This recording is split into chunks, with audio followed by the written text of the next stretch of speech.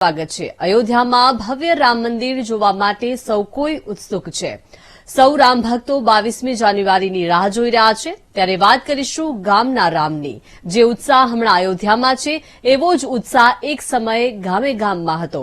એક સમય હતો જ્યારે ગામની તમામ સુખાકારીમાં ભગવાન રામનું મંદિર કેન્દ્ર સ્થાને હતું। રામનું નામ લઈને સવાર થતી અને રામના નામ સાથે જ દિવસ આથમતો હતો। ઘણા લોકોને આજે પણ યાદ હશે કે કેવી રીતે રામ મંદિરમાં ભવ્ય ઉત્સવ ઉજવાતો હતો। શોધીશું આવા જ કેટલાક મંદિર, જોઈશું કે આ મંદિરોની આજે શું સ્થિતિ છે અને પૂછીશું કે ગામના રામ ક્યાં।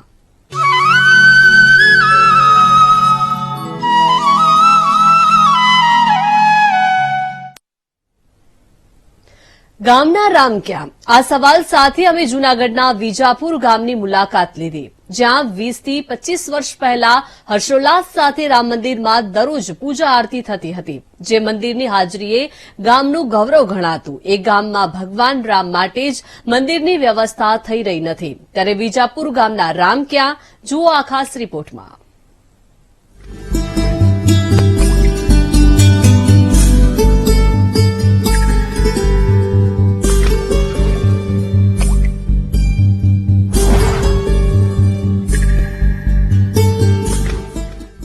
જૂનાગઢ જિલ્લાનું વિજાપુર ગામ। ગામના રામ ક્યાં? આ સવાલ સાથે અમે એ શોધવાનો પ્રયાસ કરી રહ્યા છીએ કે આજે ગામે ગામમાં જે રામ મંદિર માટે લોકોના મનમાં શ્રદ્ધાનો ભાવ રહેતો, જ્યાં આરતીમાં ભાગ લેતા જ તમામ દુઃખો દૂર થઈ જતા, એ મંદિરની આજે શું સ્થિતિ છે? એ મંદિર જે ગામની આસ્થાના કેન્દ્રમાં હતું, દરેક પરિવારના સુખની ચાવી જે મંદિરમાં મળી જતી હતી, એ મંદિર શું આજે પણ એવી જ સ્થિતિમાં છે? આ સવાલ સાથે જ વીટીવી ન્યૂઝની ટીમ પહોંચી જૂનાગઢના વિજાપુર ગામમાં। જુઓ, આ છે વિજાપુર ગામનું એ રામ મંદિર, જ્યાં ભગવાન રામ, સીતા અને લક્ષ્મણની સુંદર મૂર્તિ જોવા મળી। આરતી થઈ રહી હતી, ઢોલ નગારા વાગી રહ્યા હતા, ચારે બાજુ દિવ્ય વાતાવરણ જોવા મળ્યું। પરંતુ ભગવાન રામ જ્યાં બિરાજ્યા છે તેની હકીકત જાણવા મળી તો સૌ કોઈ ચોંકી ગયા હતા। 3 વર્ષથી ગામમાં મંદિરનું નિર્માણ કાર્ય અધૂરું છે, માટે ઘરમાં બિરાજ્યા છે રામલલા। મંદિર બનાવવા ફંડ એકત્ર થયું નથી। અમારી ટીમે ગામ લોકો સાથે વાતચીત કરવાનો પ્રયાસ કર્યો અને ત્યારે જાણવા મળ્યું કે ગામના આગેવાનોને મંદિર નિર્માણમાં કોઈ જ રસ નથી। એટલું જ નહીં, મંદિર નિર્માણ માટે ફંડ એકત્ર ન થતા 3 વર્ષથી નિર્માણ કાર્ય અટકાવી દેવાયું છે। માટે ભગવાન રામ, સીતા અને લક્ષ્મણ મંદિર પાસે આવેલા એક ઘરમાં બિરાજમાન છે, જેના માટે મંદિરના પૂજારીએ પણ નારાજગી વ્યક્ત કરી હતી। ખરાબ છે બહુ, આ મંદિર અધૂરું છે હજી ગામમાં। કારણ અધૂરું? એ કોઈ ફાળો કઈ દેતા નથી ગામમાં, કોઈ કરતા નથી, કોઈ મોટા કઈ સરપંચ એ કરે છે, કોઈ ફાળો દેતા નથી, કોઈ લેવાય જતા નથી ફાળો એમ। બેન, પેલા રામ મંદિરની સ્થિતિ કેવી હતી? કેટલા લોકો દર્શને આવતા? શું હતું?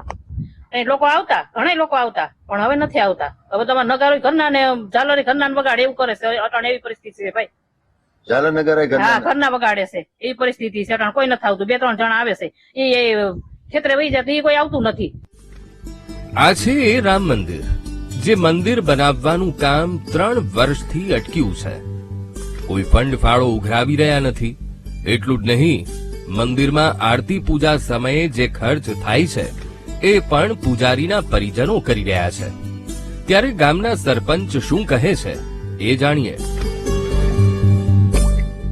અમારે વિજાપુર રામ મંદિર સંપૂર્ણ લોકફાળાથી ચાલે છે અને ગામ લોકોનો પૂરેપૂરો સહકાર છે। આમાં તો ભાઈ 1 રૂપિયો દે એનો એટલો હક છે અને 50,000 દે એનો એટલો હક છે, પણ ગામ લોકોનો ખૂબ સારો સહકાર છે। જો કે એવું નથી કે આવી સ્થિતિ પહેલાથી જ હતી। 20 થી 25 વર્ષ પહેલા રામ મંદિર ભક્તોથી છલકાતું હતું, સૌ કોઈ ઉત્સવમાં ભાગ લેતા હતા, પરંતુ આજે સ્થિતિ કંઈક અલગ છે। પેલા ખૂબ વડીલો આરતી ટાઈમે ખૂબ જ હાજર રહેતા. જન્માષ્ટમી આપણે રામનવમીને દિવસે ખૂબ વડીલો ત્યાં ભેગા થતા. અત્યારે સંપ્રદાયો અને નોખા જુદા જુદા સંપ્રદાયોના હિસાબે ઓછા માણસો આવે. મોબાઈલ બધે કનેક્ટ થી બધા જોયા કરે એમ. એમાં જોયા કરે. હા, એટલે રામ મંદિરે જવાનું ઓછું. રામનવમી દિવસે જાય, જન્માષ્ટમી દિવસે જાય, એવા મોટા મોટા તહેવાર હોય તો બધા જતા હોય એમ. આ મંદિર જ છે જે ગામમાં રહેતા તમામ પરિવારોને એક કરે છે, પરંતુ આજે આરતીમાં આવવાનો પણ લોકોને સમય મળતો નથી.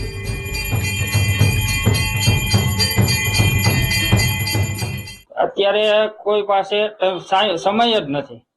કોક આપણે આરતી કરતા હોય તો બોલાવીએ, હાલ તો ભાઈ અહીંયા મંદિરે નગારું વગાડવા, તો એમ કે આવું, પછી આવું આરતી પૂરી થાય છતાં પણ કોઈ આવતું નથી. કોઈને ધાર્મિક જાગૃતિ છે જ નહીં ગામમાં.